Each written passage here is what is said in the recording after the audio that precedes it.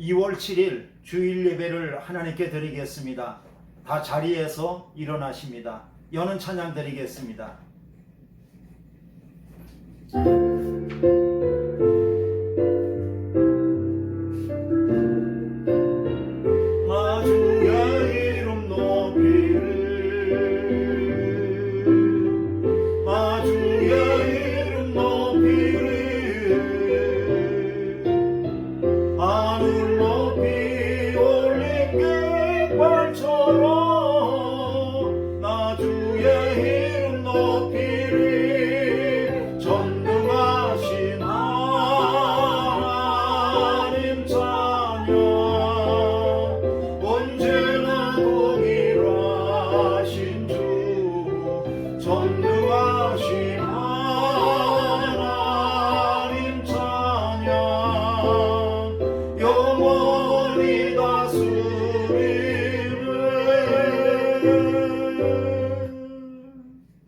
일곱째 천사가 나팔을 불매 하늘에 큰 음성들이 나서 이르되 세상 나라가 우리 주와 그의 그리스도의 나라가 되어 그가 세세토록 왕노릇 하시리로다. 온 우주 만물과 역사를 주관하시는 섭리의 하나님, 오늘 예배하는 이 자리에 임하시옵소서. 위대하신 주의 영광을 찬양하오니 예배 중에 주님의 존귀와 영광과 위엄이 가득하게 하여 주시옵소서. 성소에서 주의 이름을 부를 때에 크고 광대하신 주님 품에 안기게 하여 주옵소서. 예수 그리스도의 이름으로 기도하였습니다. 아멘. 찬송가 91장입니다.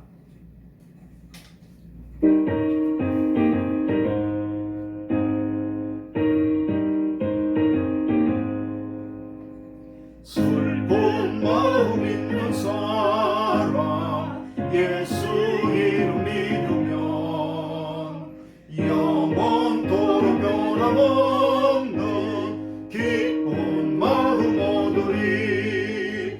예수의 이름은 세상의 소망이요 예수의 이름은 천국의 기쁨일세.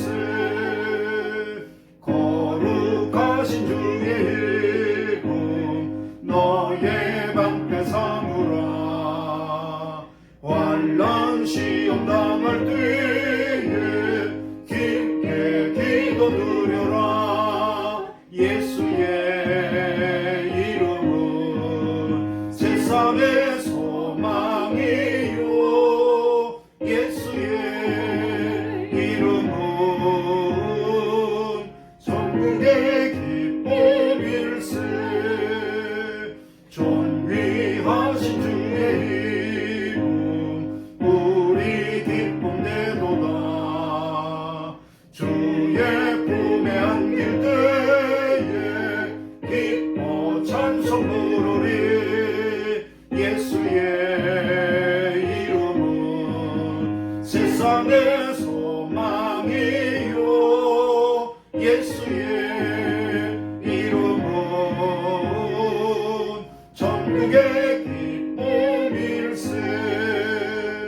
우리 갈 길 다간 후에 보좌 앞에 나아가 왕의 왕께 경배하며 멸류관을 드리니. 예수의 이름은 천국의 소망이요 예수의 이름은 천국의 기쁨일세. 성시교독은 63번입니다. 성시교독 63번입니다. 왕이신 나의 하나님이여 내가 주를 높이고 영원히 주의 이름을 송축하리이다. 내가 날마다 주를 송축하며 영원히 주의 이름을 송축하리이다. 여호와는 위대하시니 크게 찬양할 것이라. 그의 위대하심을 청량하지 못하리로다. 되도록 주께서 행하시는 일을 크게 찬양하며 주의 능한 일을 선포하리로다. 주의 존귀하고 영광스러운 위엄과 주의 기이한 일들을 나는 작은 소리로 읊조리리이다. 사람들은 주의 두려운 일의 권능을 말할 것이요 나도 주의 위대하심을 선포하리이다. 그들이 주의 크신 은혜를 기념하여 말하며 주의 의를 노래하리이다. 여호와는 은혜로우시며 긍휼이 많으시며 노하기를 더디하시며 인자하심이 크시도다. 여호와께서는 모든 것을 선대하시며 그 지으신 모든 것에 긍휼을 베푸시는 도다. 여호와여 주께서 지으신 모든 것들이 주께 감사하며 주의 성도들이 주를 송축하리이다. 아멘. 사도신경으로 신앙을 고백하겠습니다. 전능하사 천지를 만드신 하나님 아버지를 내가 믿사오며 그 외아들 우리 주 예수 그리스도를 믿사오니 이는 성령으로 잉태하사 동정녀 마리아에게 나시고 본디오 빌라도에게 고난을 받으사 십자가에 못 박혀 죽으시고 장사한 지 사흘 만에 죽은 자 가운데에서 다시 살아나시며 하늘에 오르사 전능하신 하나님 우편에 앉아 계시다가 저리로서 산자와 죽은 자를 심판하러 오시리라.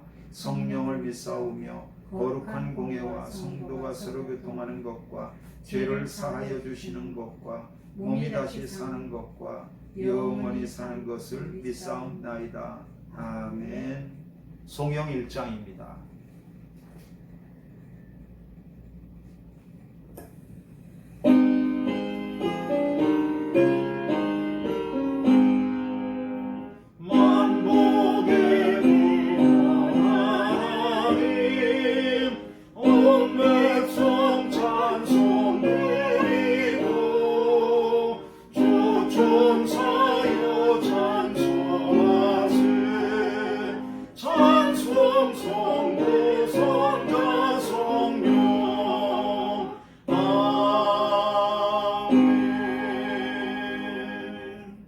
자리에 앉겠습니다.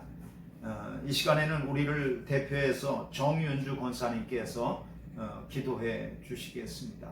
기도하겠습니다. 만민에게서 찬양 받으시기에 합당하신 하나님, 오늘 우리가 이곳 예배당에서 또 온라인에서 온몸과 마음으로 올려드리는 감사와 찬양을 받아 주옵소서. 기뻐 받으신 하나님께서 이곳에 신령과 진정으로 예배드릴 수 있도록 성령의 임재를 허락하여 주옵소서. 새해인가 싶더니 2월입니다.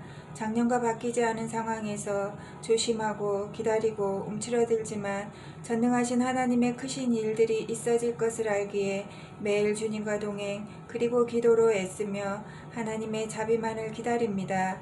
불쌍히 여기시고 팬데믹으로부터 벗어나게 하여 주옵소서. 우리를 이제껏 지키신 하나님 감사합니다.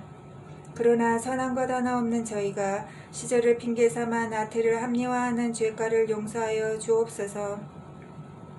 죄로부터의 감각이 예민하게 하여 주옵소서. 또한 일주일간의 삶이 겉보기에는 정직하여도 혹여나 온전한 마음으로 하지 못했던 것까지도 주님 보혈을 의지하오니 용서하여 주옵소서.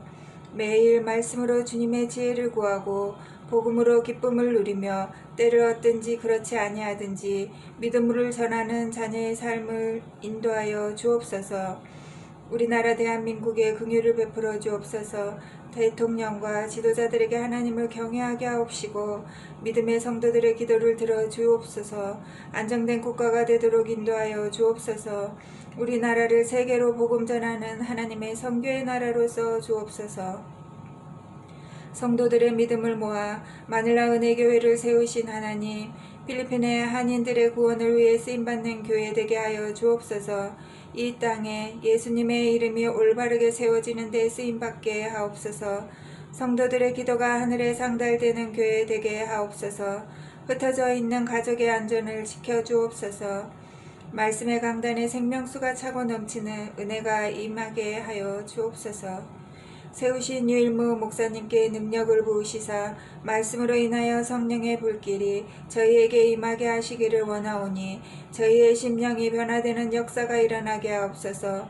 말씀을 통하여 삶의 문제를 해결받고 영육간의 아픔이 치유받고 은혜 받음으로 기쁨을 얻고 하나님이 기뻐하시는 뜻을 깨닫게 하옵소서.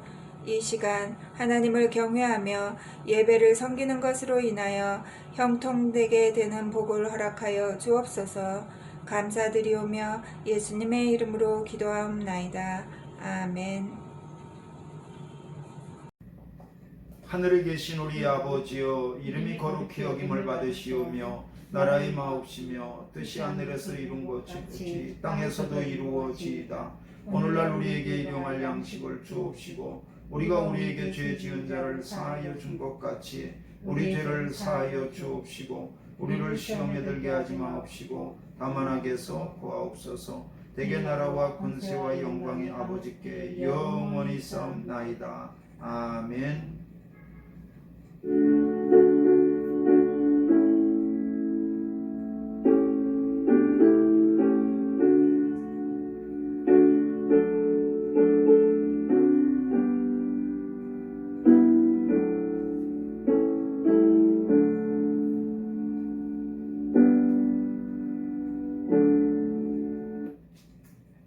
이 시간에 하나님께 드린 예물을 손에 붙잡고 봉헌 기도를 드리도록 하겠습니다.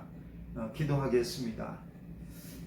하늘과 땅과 그 가운데 지으신 모든 것의 주인이 하나님이심을 믿습니다. 심지어 저희 생명까지도 주님께서 주관하고 계신 것을 믿습니다. 지극히 일부를 구별하여서 하나님의 손 위에 올려드렸사오니 하나님 받아주시옵소서. 우리의 몸과 마음까지도 하나님 받아주시옵소서. 이미 주신 물질을 크게 보며 소중하게 관리할 수 있는 지혜를 주시고 또 부족한 물질을 작게 보며 불평하지 않고 오히려 채우실 주님의 손길을 바라보며 기뻐하고 의지하게 하여 주시옵소서. 예물 드린 손길들마다 주님 일일이 기억하여 주셔서 두 손 모아 기도할 때마다 하늘의 보물 창고를 여는 권세 있는 믿음의 손길들이 다 되도록 인도하여 주시옵소서.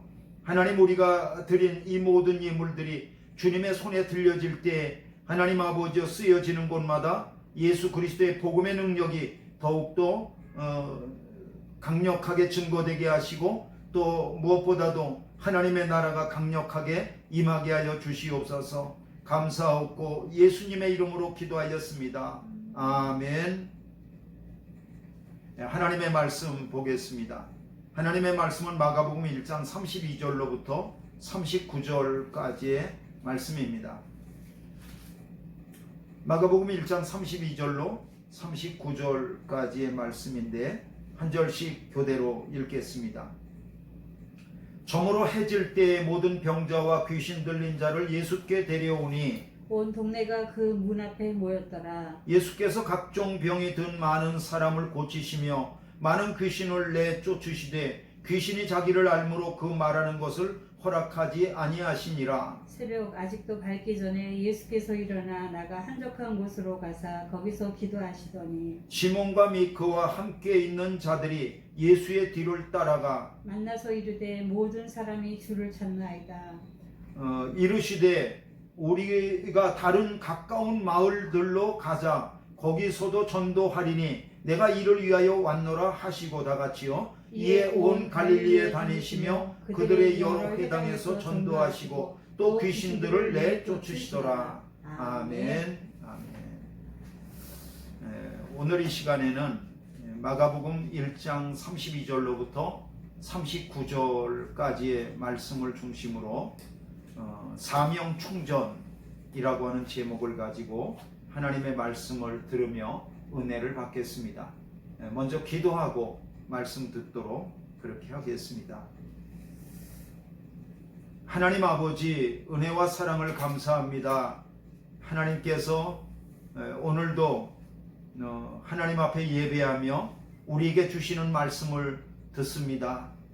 하나님 말씀하실 때 귀를 열어주시고 마음을 열어주셔서 들려지게 하시고 말씀이 심겨지게 하셔서 아름다운 열매를 맺을 수 있게 하시고 우리 삶이 복되게 하여 주시옵소서. 은혜 받기를 소망하며 예수님의 이름으로 기도하였습니다. 아멘.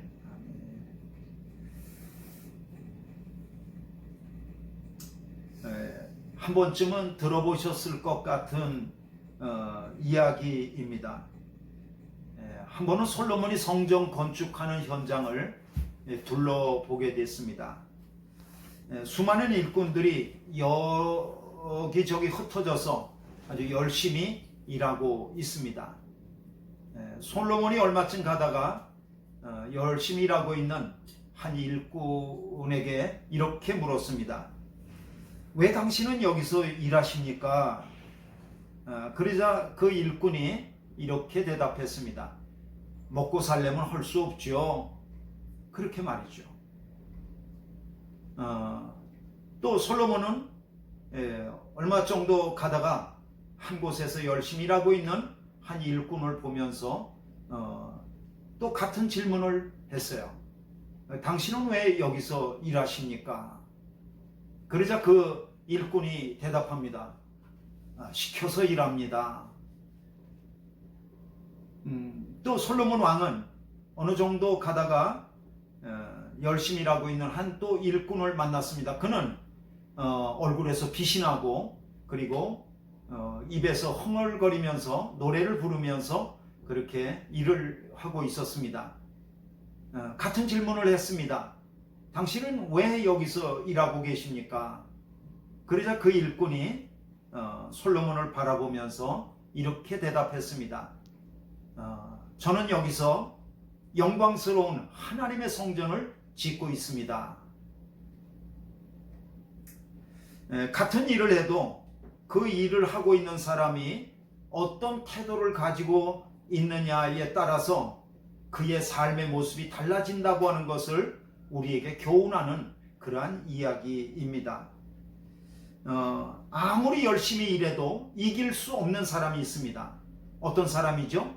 좋아서 그 일을 하는 사람을 이길 수 없습니다. 그런데 아무리 그 일을 좋아서 하는 사람도 이길 수 없는 사람이 있습니다. 어떤 사람이죠? 사명을 가지고 일하는 사람을 이길 수 없습니다. 그러므로 사명을 가지고 일한다고 하는 것은 우리의 삶의 태도를 완전히 바꿔놓고 우리의 삶의 관계, 사람들과의 관계를 완전히 바꿔놓게 될 줄로 믿습니다. 저는 오늘 이 시간에 사명에 관한 이야기를 하려고 합니다. 사명이라고 하는 단어는 사전적으로 보면 심부름 사자에다가 명령 명자입니다. 그러니까 심부름을 받은 사람이 그 명령을 쫓아 행하며 살아가는 그 삶의 모습, 그것을 갖다가 이루면서 우리는 사명이다. 사명을 가지고 사는 삶이다. 그렇게 말합니다. 이것을 우리 그리스도인들에게 비추어서 풀이하면 하나님께서 나에게 주신 그러한 명령을 말씀을 내가 이 세상 가운데에서 지키면서 행하며 사는 그러한 삶, 이것을 사명을 가지고 사는 삶이라고 그렇게 말합니다. 우리 그리스도인들에게는 누구든지 사명이 있습니다. 어떤 분은 이렇게 말하면 이렇게 또 말할지 모르겠습니다. 사명이요? 목사님, 저는 그렇게 거창한 말을 알지 못합니다. 저는요, 목사도 아니고 선교사도 아닙니다. 저는 처음부터 사명 같은 것을 받은 적이 없는 것 같은데요. 이렇게 말할지도 모르겠습니다. 그렇지 않습니다. 저와 여러분들이 예수 그리스도 안에서 하나님의 부르심을 받고 거듭나서 하나님 나라의 백성이 되는 순간에 그가 무슨 사역자이든지 아니면은 평신도든지 그런 것과 상관없이 누구에게나 골고루 하나님께서 사명을 주셨습니다. 사명을 주셨습니다. 그러면 그리스도인에게 주어진 사명은 무엇입니까? 저는 성경을 읽으면서 그리스도인에게 주어진 사명을 이것보다 더 잘 표현한 단어는 없는 것 같다라고 하는 단어를 두 개를 발견했습니다. 그것은 마태복음 5장 산상수훈에 나오고 있는 단어인데 빛과 소금이라고 하는 단어입니다. 빛과 소금이라고 하는 단어입니다. 이 소금과 빛이라고 하는 단어는 한편으로는 그리스도인들이 어떤 정체성을 가진 사람들이냐라고 하는 것을 분명하게 말씀하시면서 동시에 그리스도인들이 살아가고 있는 이 세상은 어떤 특징을 가지고 있는 세상인지 그것을 우리에게 아주 분명하게 말씀해 주고 있습니다. 먼저 예수님은 우리 그리스도인의 정체성에 대해서 소금이라고 말씀하셨습니다. 마태복음 5장 13절입니다. 너희는 세상의 소금이니 소금이 만일 그 맛을 잃으면 무엇으로 짜게 하리요? 여러분, 이 세상은 그냥 놔두면 그냥 놔두는 대로 썩고 부패합니다. 썩고 부패합니다. 그런데 그리스도인은 이런 썩고 부패하는 세상 가운데 있는 소금이라고 말씀하셨어요. 그러니까 그리스도인의 사명은 무엇이냐면 자신이 가지고 있는 그 소금의 짠 소금기를 가지고 썩어져 가고 있는 이 세상에 존재하면서 썩지 않도록 막는 것, 그것이 바로 그리스도인의 사명이라는 거죠. 슈바이처라고 하는 사람은 우리가 살고 있는 이 세상을 이렇게 특징 지어서 말했습니다. 이 세상은 도덕적 기준이 저급하거나 기준이 끊임없이 변경되거나 기준 자체가 존재하지도 않는다. 이렇게 말을 했습니다. 여러분, 기준이 없다고 하는 것은 정말 기준이 없어서 없는 게 아니라 사실은 하나님이 이미 주신 기준이 있어요.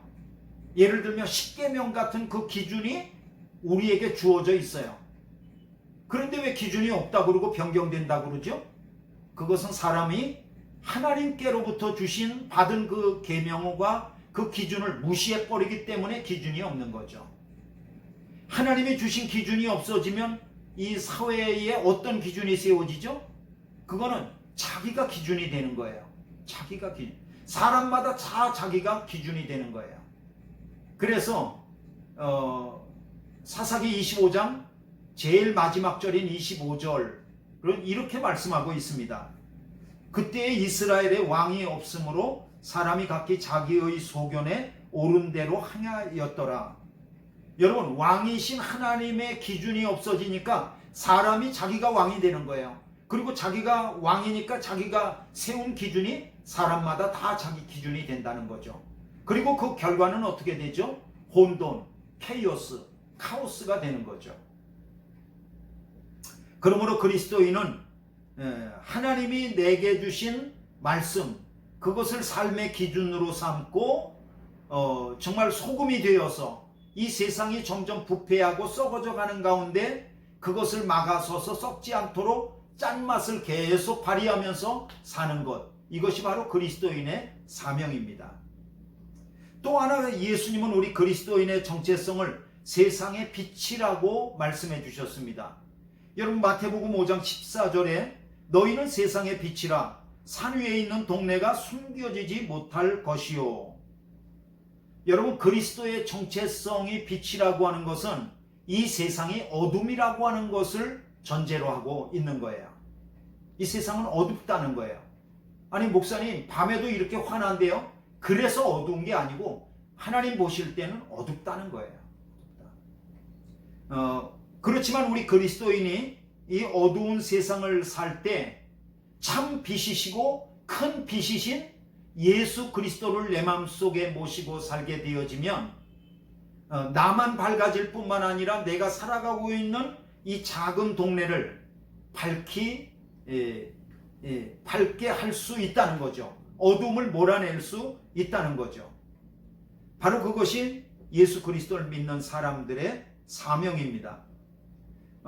그러므로 예수 그리스도를 믿는 사람들을 소금이라고 말씀하시고 또 예수 그리스도를 믿는 사람들을 빛이라고 말씀하셨는데 이것이 바로 이 세상을 어둡지 않게 밝게 만들어가고 이 세상을 갖다가 썩지 않도록 짠맛을 내면서 살아가는 것, 이것이 바로 그리스도인의 사명입니다. 그러나 이제 우리 그리스도인들의 고백은 어떻습니까? 혹 이렇지는 않습니까? 네. 목사님, 제가 그리스도인의 사명이 빛과 소금이라는 것은 이제 기억이 나서 저도 성경을 읽어본 적이 있습니다. 잘 알겠습니다. 그러나 소금답게 살기가 쉽지 않네요. 그리고 빛처럼 빛답게 살기가 쉽지 않네요. 이렇게 말할지도 모르겠습니다. 사실은 여기에 우리 그리스도인의 딜레마가 있습니다. 우리는 다 빛처럼 살고 싶습니다. 빛답게 살고 싶습니다. 그리고 소금답게 살고 싶습니다. 그런데 이것이 잘 안 된다는 거, 그것이 바로 우리의 딜레마죠. 여기서 우리가 콕 짚고 넘어가야 될 것이 하나가 있습니다. 그것은 뭐냐 하면 예수 그리스도를 믿는 믿음 안에서 하나님께서 우리에게 주신 정체성인 소금과 빛이라고 하는 것은 결코 변하지 않는다는 거예요. 결코 변하지 않는다. 여러분, 한 번 소금이면 영원한 소금입니다. 한 번 빛이면 영원한 빛입니다. 빛이었다 아니었다가 빛이었다 아니었다, 그렇지 않습니다. 한 번 빛이면 영원한 빛이고 한 번 소금이면 우리는 영원한 소금입니다. 혹시 짠맛을 잃어버려서 밖에 던져서 사람들의 발에 밟힐지도 모르겠습니다. 그렇다고 그래서 짠맛을 잃어버렸다고 소금이 아니거나 그런 것은 아닙니다. 소금은 소금입니다. 또 우리가 혹시 살아가면서 빛을 잃어버려 가지고 등잔불만 남아 있을지도 모르겠습니다. 그렇다고 해서 우리 정체성이 바뀌거나 뭐 그런 것은 아닙니다. 여전히 빛입니다. 여전히 빛입니다. 중요한 것은 어떻게 하면 내가 이 썩어져가는 세상 가운데에서 썩지 않게 하는 강한 소금기를 그렇게 내면서 살 수 있을까? 아니 뭐 강하지는 않다 할지라도 계속해서 여전히 짠맛을 내면서 살아갈 수 있는가? 또 우리가 정체성이 빛이라고 말씀하셨는데 어떻게 하면 강력한 빛을 비추면서 살아갈 수 있을까? 아니 뭐 강력한 빛은 아니어도 계속해서 내 삶의 주변이라도 반딧불과 같이 그렇게 빛을 비추어 어둠을 쫓아내면서 살아갈 수 있는가? 바로 이것이 우리 그리스도인의 관심이 되어야 될 줄로 믿습니다. 어떻게 하면 되죠? 여러분, 예수님에게 대답이 있는 것을, 예수님 안에 정답이 있는 것을 믿으시길 바랍니다. 우리가 왕소금 되시는 예수님을 흉내내는 것입니다. 우리가 큰 빛이신 예수님을 그대로 카피하는 것입니다. 그것이 우리가 빛을 내고 또 짠맛을 낼 수 있는 비결입니다. 오늘 우리는 마가복음 1장 32절로부터 39절을 읽었는데 본문은 예수님이 어떻게 사명을 따라서 사셨는가라고 하는 것을 우리에게 설명하고 있습니다. 우리는 또 이렇게 말할지도 모르겠습니다. 아유, 목사님, 예수님은 하나님의 아들이셨는데 당연히 사명을 따라 사셨겠죠. 여러분, 그렇지 않습니다. 예수님이 로봇가 아니십니다. 예수님도 이 땅에 오셔서 사람의 육체를 입고 있는 이상 육체의 그 연약함, 또 육체의 제약을 받을 수밖에 없습니다.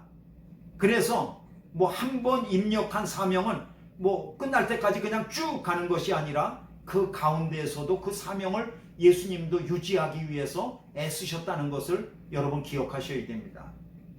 바로 그 오늘 1장 32절로 39절에 예수님이 그 사명을 유지하셨던 비결을 우리에게 설명하고 있습니다. 2000년 전에 이 땅에 오셨던 예수님은 어떻게 사명을 따라서 사셨을까? 두 가지입니다. 첫 번째는요, 사명을 늘 확인하면서 잊지 않고 사셨어요. 여러분 38절 보시겠습니다. 38절 보시면 같이 읽겠습니다. 시작. 이르시되 우리가 다른 가까운 마을들로 가자. 거기서도 전도하리니 내가 이를 위하여 왔노라 하시고 그랬어요. 내가 이를 위하여 왔노라. 이게 무슨 말이에요? 예수님의 사명 선언문이에요. 내가 이것 때문에 왔다. 나는 이것이 사명이다. 그런 말씀이에요. 그런 말씀이에요. 그러니까 예수님은 사명을 잊지 않고 사셨다는 것을 우리에게 말씀하고 있습니다.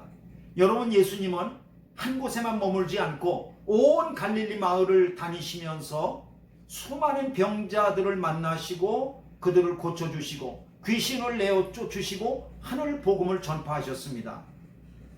그렇게 하시면서 하나님의 나라가 이 땅 위에 임했다는 것을 모든 지역과 모든 사람들에게 다 전할 수 있도록 애를 쓰셨던 것을 봅니다.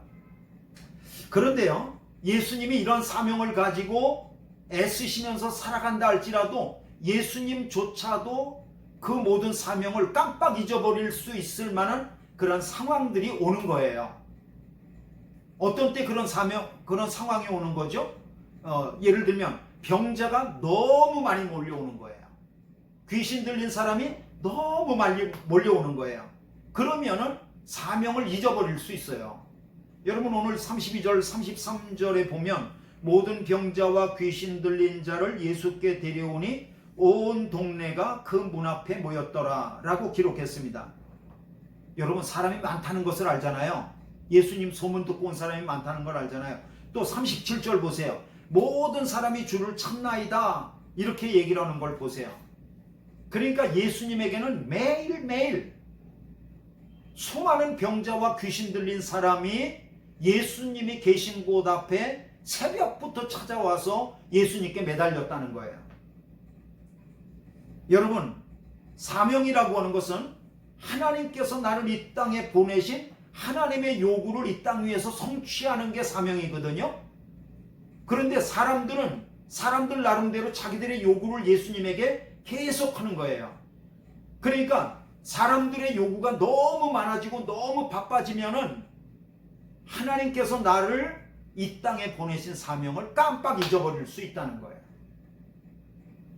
네, 삶의 현실이 너무 바쁘니까. 그런데 예수님은 이렇게 말씀하셨습니다. 38절에 보니까 우리가 다른 가까운 마을들로 가자. 거기서도 전도하리니 내가 이를 위하여 왔노라. 무슨 말씀이에요? 예수님께서 사람들의 요구가 아무리 바다같이 많고 산처럼 많다 할지라도 하나님께서 나를 이 땅에 보내신 요구를 잊지 않고 있습니다. 나는 그것을 늘 확인합니다. 그런 뜻이죠. 예수님은 사람들의 요구에 얽매이지 않고 하나님이 보내신 사명을 앞세우면서 살아가셨다. 제가 예수님의 사역을 좀 더 효율적으로 할 수 있는 엉뚱한 생각을 좀 해봤습니다. 여러분, 이렇게 하면 어떨까요? 예수님이 갈릴리 온 마을을 다니시면서 하나님 나라의 복음을 전파하시고 병든 사람을 고치시고 귀신을 내쫓으셨다고 말씀하셨는데, 그렇게 하지 말고, 여러분, 그거 너무 피곤한 일입니다.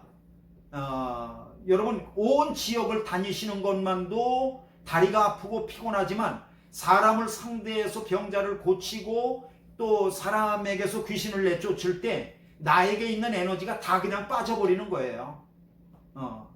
예수님이 하나님의 아들이시지만 말씀한 것과 같이 사람의 육체를 갖고 계시기 때문에 어쩔 수 없는 거예요. 그러니까 예수님이 그렇게 다니지 말고 큰 치료센터를 짓는 거죠. 그리고 예수님은 거기에 늘 그냥 계시는 거예요. 그리고 아침 문 여는 시간, 저녁 문 닫는 시간 정하고 말이죠. 그리고 제자들에겐 번호표를 갖다가 주어서 환자들에게 하루 동안 받을 수 있는 환자를 그걸 번호표를 나누어줘서 정하고 말이죠. 그러면 예수님은 좀 더 편안하게 사역하실 수 있지 않을까? 이게 좀 더 효율적이지 않을까? 뭐 이런 엉뚱한 생각을 제가 해봅니다. 그러나 예수님은 전혀 그런 방법으로 일하지 않으셨어요. 왜죠? 예수님이 이 땅에 오신 것, 하나님께서 예수님을 이 땅에 보내신 것은 병든 사람들 하루하루 고쳐주는 것, 그것이 사명이 아니기 때문이에요. 예수님이 병든 사람을 고치시고 또 귀신을 내어 쫓으심으로 말미암아 하나님의 나라가 이 땅 위에 임했다는 것을 여러 사람들에게 표적으로 보여주시고 이 하나님 나라의 백성으로 그 모든 지역과 모든 사람을 포함시키는 것, 바로 이것이 예수님의 사명이었던 거죠. 예수님은 이 본질적인 사명을 꼭 붙잡으셨고, 그리고 예수님은 이 사명을 잊지 않으셨습니다. 그러므로 우리가 소금과 빛의 사명을 가지고 살아가는 것은 이 사명을 잊지 않으려고 한다면 나는 빛이다, 나는 소금이다, 이것을 매일매일 확인해야 돼요. 이것을 매일 확인해야 돼요. 이것을 잊어버리고 만약에 확인하지 않고 잊어버리면 사명을 잃어버리게 되는 거예요. 그래서 사람들의 요구에 맞게끔 내가 그냥 거기에 쏠려서 살아갈 수밖에 없게 되는 거죠. 여러분, 저와 여러분들이 소금이라는 거, 빛이라는 거 늘 잊지 않고 확인할 수 있길 바랍니다. 그러면 사명을 잊지 않게 될 것입니다. 두 번째요. 예수님은 어떻게 사명을 따라서 사실 수 있었을까? 두 번째는요. 예수님은 규칙적으로 매일 기도하는 것을 우선순위로 삼으셨습니다. 하나님 만나는 것을 우선순위로 삼으셨습니다. 하나님 말씀 듣는 것을 우선순위로 삼으셨습니다. 여러분 35절 보십시오.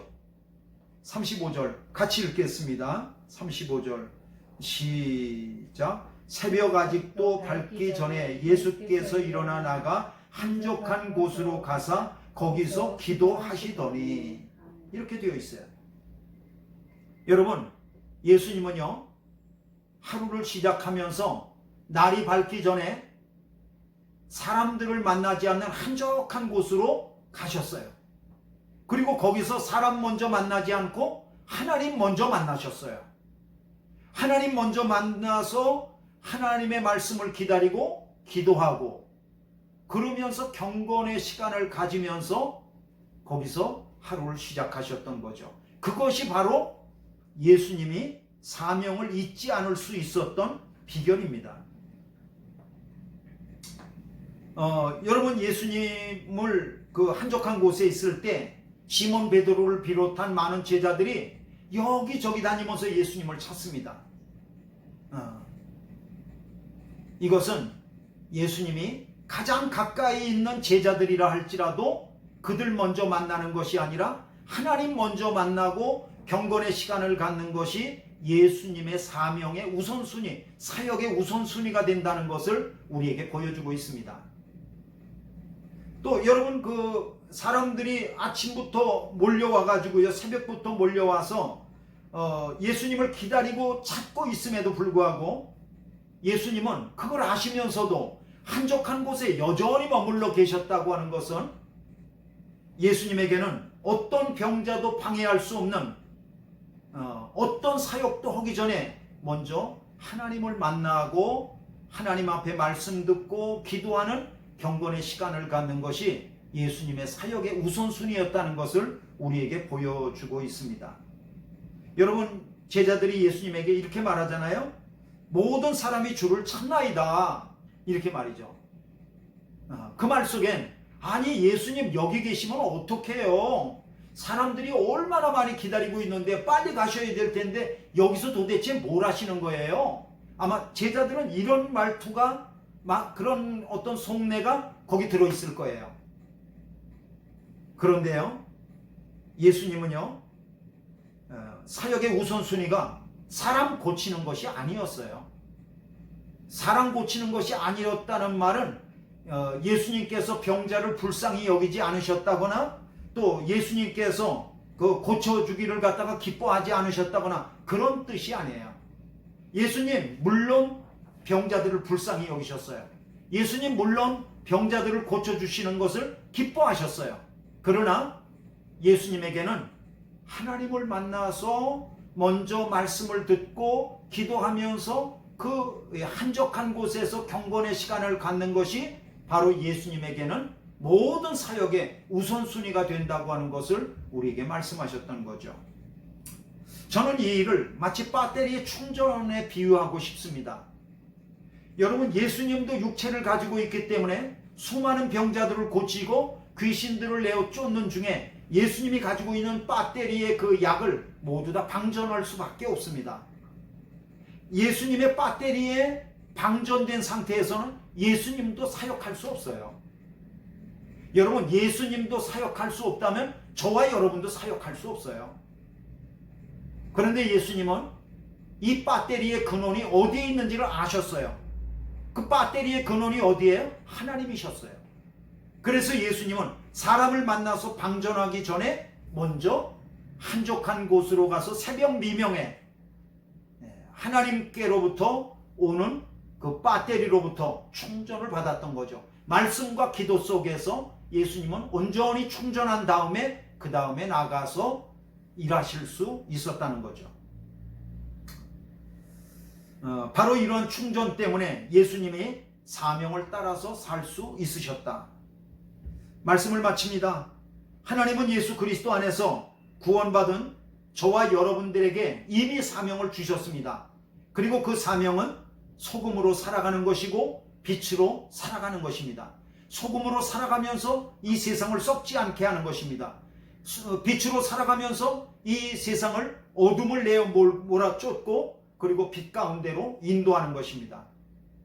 이것이 바로 복음의 능력입니다. 여러분 사명을 잊지 않기를 바랍니다. 혹시 여러분의 배터리가 지금 방전되어 있는데 방전된 걸 모르고 살아가고 있지는 않는지요? 저는 저와 여러분들이 아침마다 일어나서 하나님을 찾고 사람 만나기 전에 먼저 하나님을 찾고 하나님의 말씀과 기도 속에서 먼저 배터리의 충전을 받으시고 그리고 하루를 갖다가 그 빛과 소금기를 내면서 강력한 빛을 내면서 살아갈 수 있는 여러분의 축복된 삶이 되시기를 주님의 이름으로 축원합니다. 기도하겠습니다. 하나님 아버지 은혜와 사랑을 감사합니다. 하나님께서 우리를 부르사 소금이라 하시고 빛이라고 하셨는데 빛답게 살고 소금답게 살아갈 수 있도록 하나님 우리를 주님의 능력으로 충만하게 하여 주시옵소서. 예수 그리스도의 이름으로 기도하였습니다. 아멘. 아멘. 교회 소식은 2월 16일 날 우리 지방회가 있습니다. 지방회 대표들은 유념해 주시기를 바랍니다. 다 자리에서 일어나시겠습니다. 자리에서 일어나셔서 찬송가 354장입니다.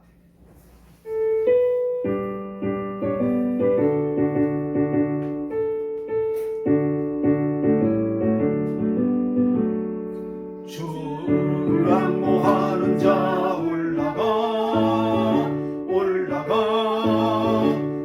독수리같이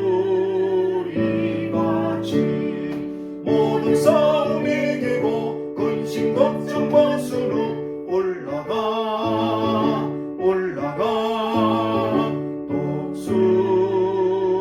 독수리같이 주 안모하는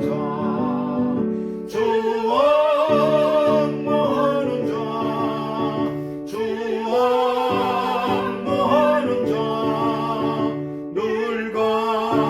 강권하리라. 주를 안모하는 자 걸어가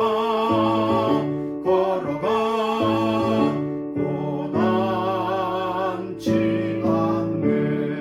길을 잃은 양떼를 두루 찾아다니며 걸어가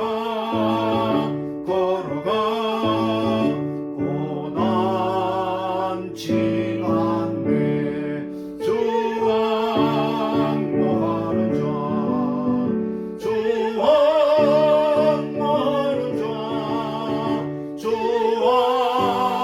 안모하는 자늘 강권하리라. 주를 안모하는 자 달려가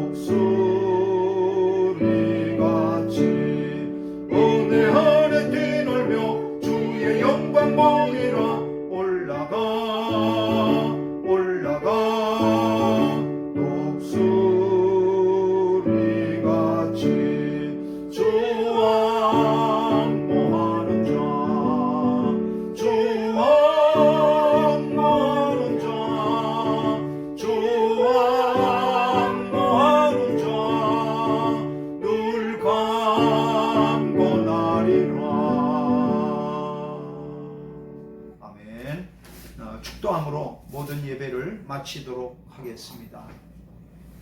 지금은 어두운 데서 슬피 울며 이를 간들 우리를 불러 영광과 위엄 하나님의 사랑하심과 세상 모든 나라들을 그 발 앞에 꿇게 하사 구원으로 초청하시는 우리 주님 예수 그리스도의 은혜와 그 영광의 풍성함에 이르도록 우리를 조명하고 이끄시는 성령님의 은혜가 빛과 소금의 사명을 따라 살기로 소망하고 결단하는 모든 성도들의 심령 가운데 지금부터 영원까지 함께 하시기를 간절히 축원하옵나이다. 아멘.